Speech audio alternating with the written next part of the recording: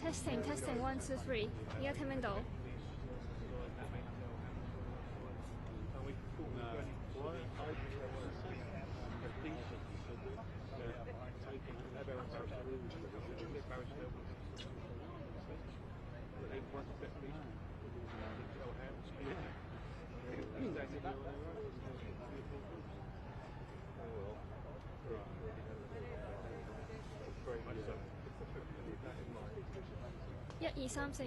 testing, testing.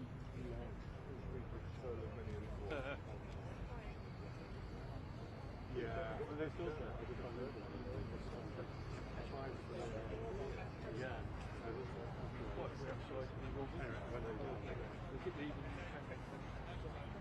right, so we need code.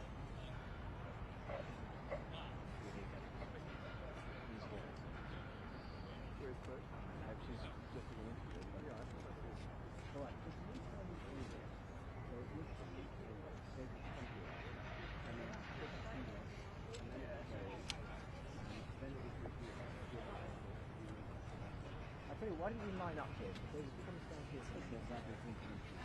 Right, just to point out, David, we must, and then Mark will do that. And I know this is very good to say something after you.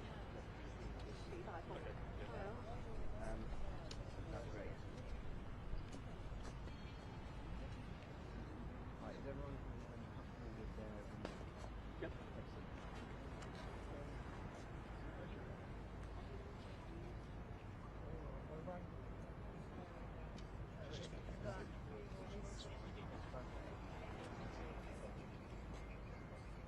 而家有冇聲？而家有冇聲？而家有冇聲？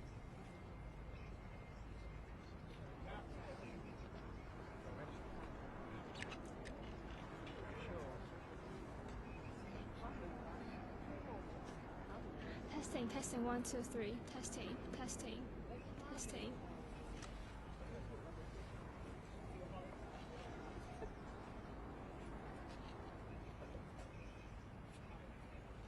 Feels like an obstacle race trying to get into Victoria Gardens. Because I'm amazed everybody managed to and found it.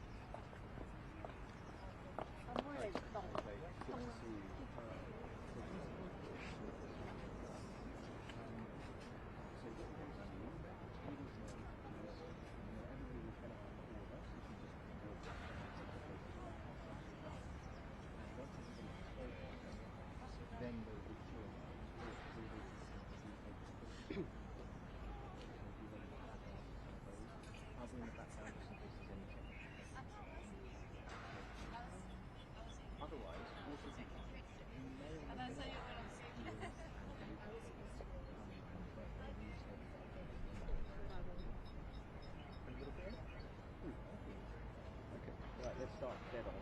One more minute. I mean, Dan Jarvis is on his feet, according to the monitor anyway. Testing, testing, 1, 2, 3. Testing. Testing. How long is the safety? Testing, testing. I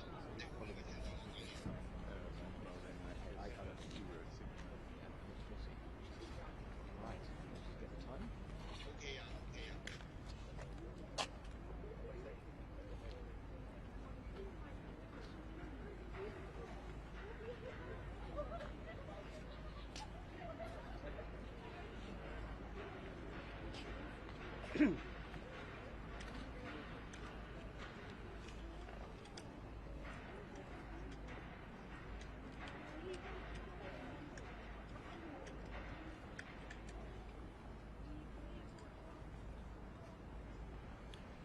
Give me the nod for past.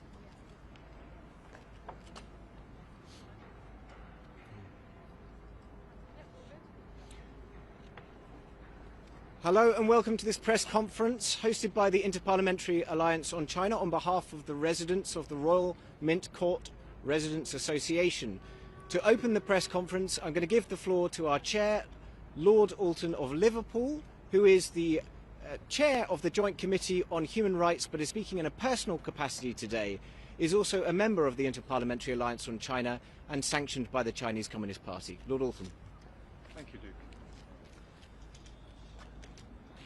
We now know that in spite of years of campaigners, lawyers, parliamentarians raising concerns about the People's Republic of China mega embassy, the government has decided to go ahead anyway.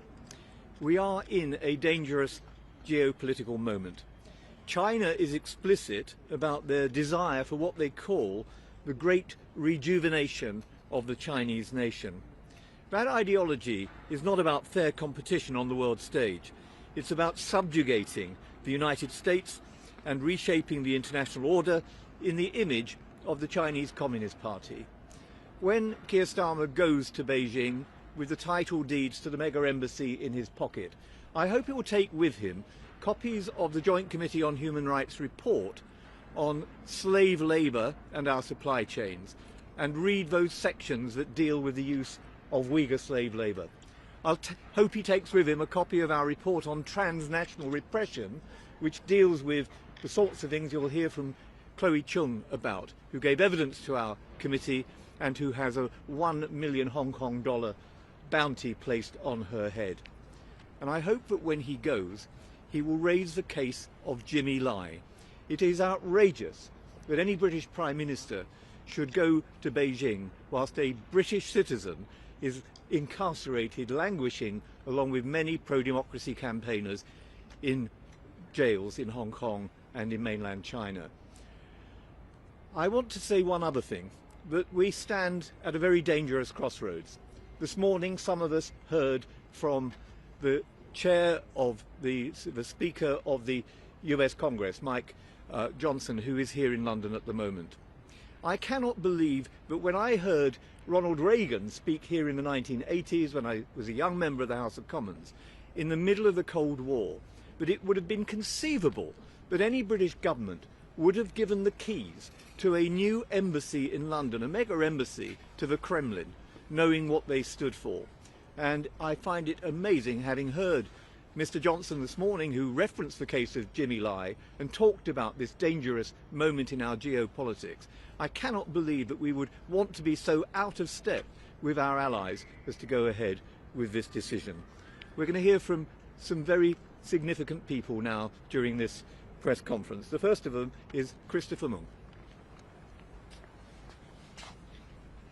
My name is Christopher Mung. I am one of the Hong Kongers who has moved to the UK for political reasons. I have had a bounty of 1 million Hong Kong dollar imposed on me by the Chinese Communist Party. We know China. We know Chinese Communist Party and their intentions. Already, we have seen the United Kingdom fail to hold China to its promise over Hong Kong. Our people were abandoned to the mercy of the CCP. With our only lifeline to come and settle in the UK. Now, the menace that drove us from our homes is invited to do the same here.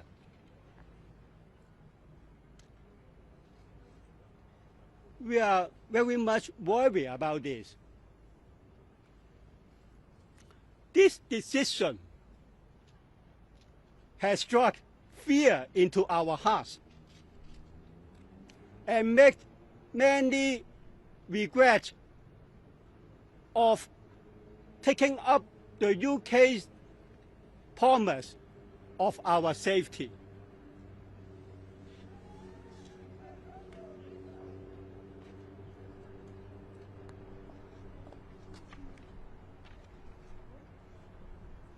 My name is Chloe Chung.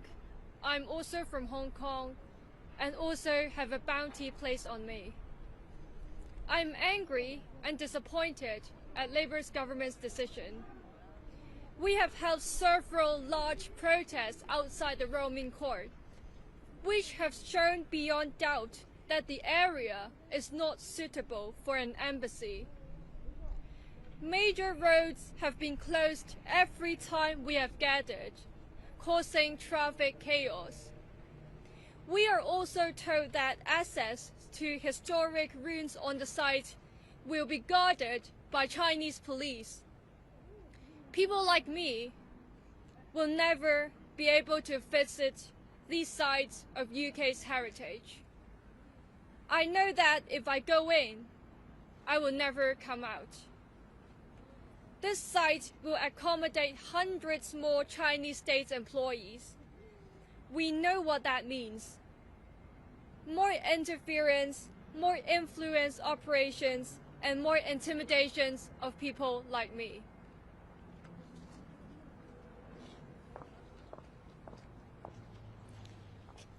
Thank you.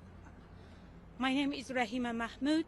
I am the Executive Director of Stop Uyghur Genocide. I am Uyghur myself, and I cannot really express my fury and dismay at this moment. A few years ago, the Labour Party said from the dispatch box that my people, the Uyghur people, were being subjected to genocide by the Chinese Communist Party.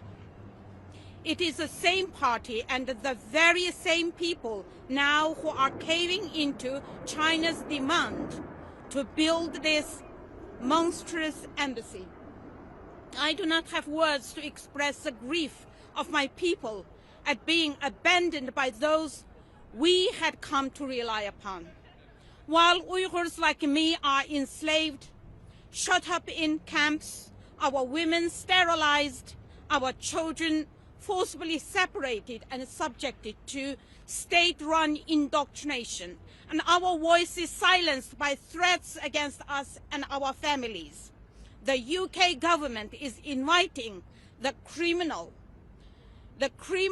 responsible to create a huge outpost for their criminal behavior here in London.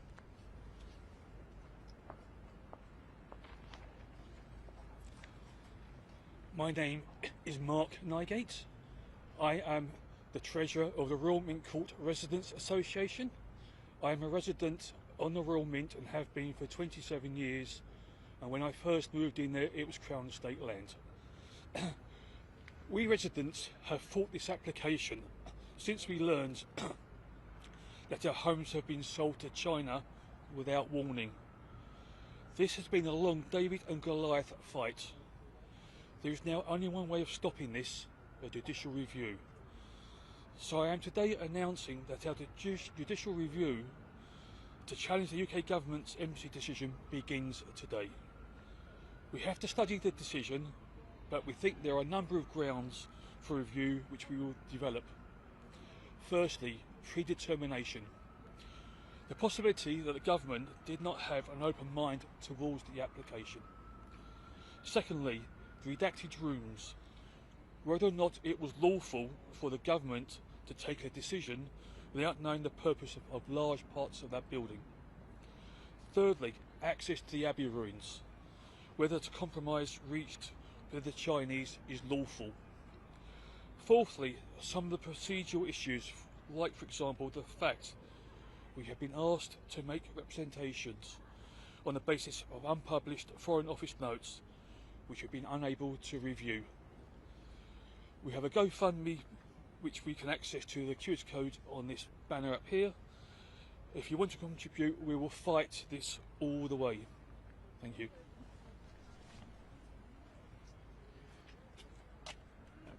I'm Luke de Pulford, the Executive Director of the Interparliamentary Alliance on China. I'm reading this message on behalf of Ian Jinby, Solicitor.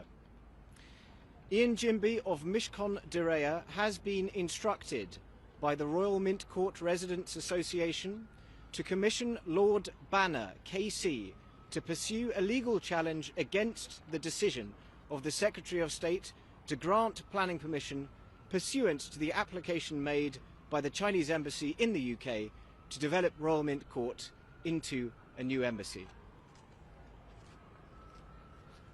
Thank you, Luke. Now, if I can invite the participants to come and stand in front of the banner together.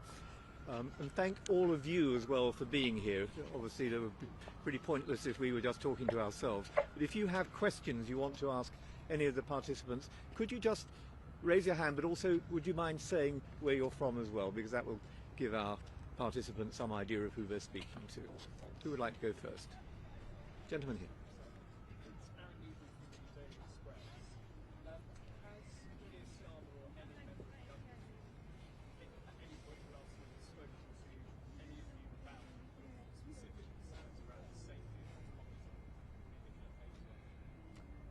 The answer is no.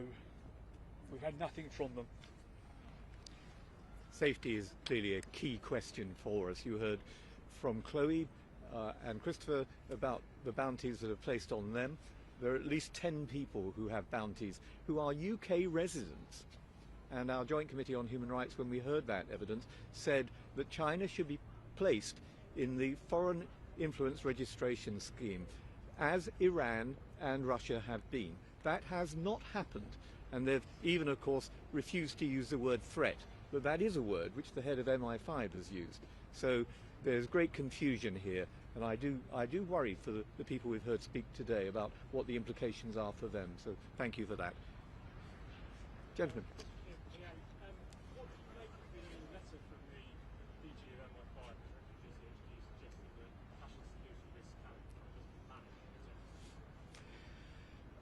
I'm not persuaded by the arguments myself, and indeed I've heard contrary views put by people who have worked in the intelligence service and in security as well.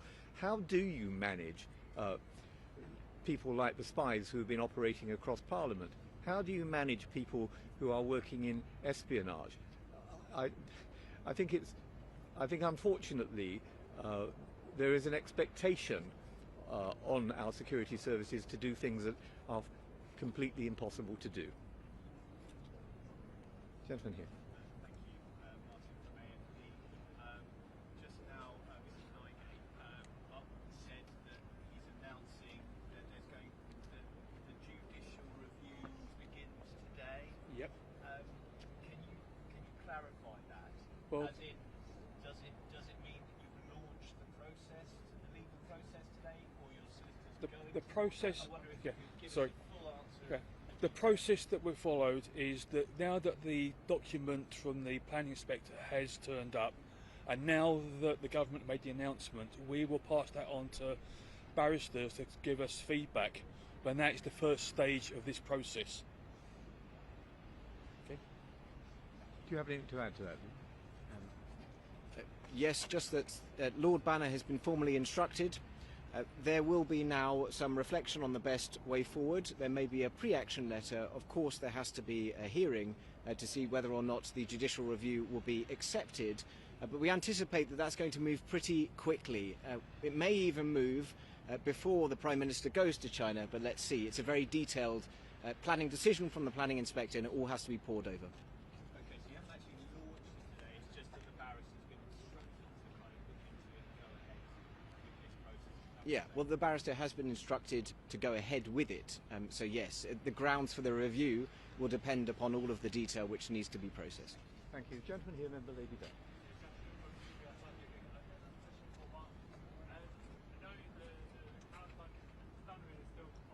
Yep. I have said that having had the demonstration on Saturday and been approached by many people at the demonstration, they have been holding back, waiting for the decision to be made before they put money in. So I expect that will be easily achieved. Also, this story has gone worldwide. I'm getting interviews from people like Australia and Japan, and they are sending the message out as well. So I have no fears about not getting that money. Thank you. Absolutely. Thank you. Lady here.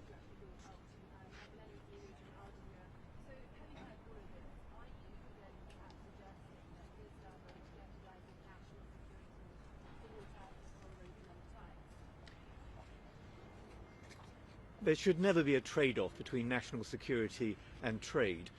You heard from Rahima Mahmood about the position of Uyghur Muslims. One of the reasons I've been sanctioned is no doubt because I worked with Rahima on the position of Uyghurs in Xinjiang. In our report that I referred to earlier on, we looked at the way in which trade becomes lopsided, because how can you have fair competition with a country that is using slave labour? So I don't think there is a trade-off to be had. I think it's a myth as well.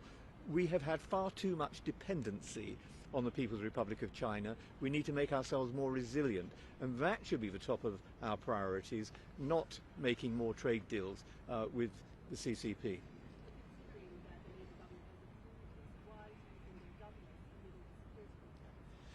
That's a question you need to direct at them. It's not, I mean, we've directed it at them and we've had unsatisfactory replies so far, and I can tell you that the mood in Parliament, right across the piece, it's difficult for some Labour members of Parliament to maybe speak out on this because of party loyalties and whipping, but certainly some have spoken out about it and others have privately mouthed their own concerns. I hope that they will continue to do that and at least urge a moratorium, not to proceed with this for 6 years, to see how world events work out perhaps before rushing ahead headlong into this agreement. So Keir Starmer still has the chance. He doesn't have to now go ahead and say do it tomorrow. Lady here. Do you think that the government is stuck between a rock and a hard place? Like they had to approve this, otherwise they would have no trade with China, they would lose face, and then if they didn't approve it, then China would just walk away and take it. I think that this is a mess of their own making. They should have made it clear right from the outset that they would look at other options with the People's Republic of China. There's no one here that doesn't think that they should have the right to have an embassy in London. That isn't the issue. It's whether you have a mega embassy on this particular site for all the well-known security and other reasons. The psychological advantage to the PRC is quite considerable too. So I think they've talked themselves into this. I think they should talk themselves out of it, and maybe using the situation worldwide, which doesn't need describing here because we're all aware of it, as a reason for holding back on moving ahead with this decision. There's no reason why they shouldn't place a moratorium and not proceed. And certainly once the legal action has been commenced, that should give them another reason for doing so. Okay, two more questions, one here and one here.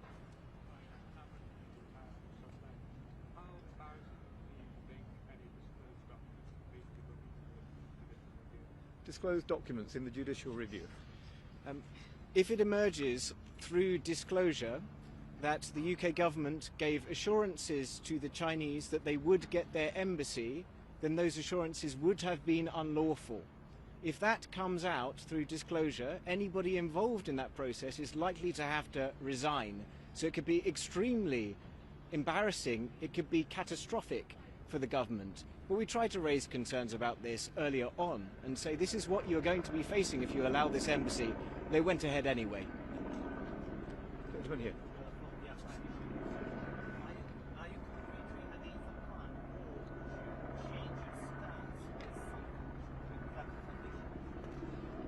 I can't speak on behalf of other participants, but for myself, I do not think this is the right place or the right time to be allowing a mega embassy in the heart of London's commercial and also cultural centre. Looking at the layout on the plans, who would not be concerned about seeing more than 200 rooms? Who wouldn't be concerned about seeing underground rooms that no one can give any explanation of what they would be used for? So I would want to do more than go back to the drawing board. I think this is not something that we should be doing now because it sends the wrong signal. What makes you be sure the right time and right place? I think that that's a decision for governments to make in the context of the moment. When they can see, for instance, that British nationals like Jimmy Lai have been released from prison, when there are no more pro-democracy protesters still languishing in jail in Hong Kong, when they do something about Uyghur genocide, when all those things are put in place, then maybe we can start to do business with them on a fair and proper footing. But to say those things don't matter, which is the current position of the British government, is not acceptable. Thank you very much indeed, everybody. That concludes the press conference. If people want to speak to any of the participants here afterwards and perhaps organise an interview, they will hang around for a bit. Thank you very much. Thank you all. Thank you. Thank you.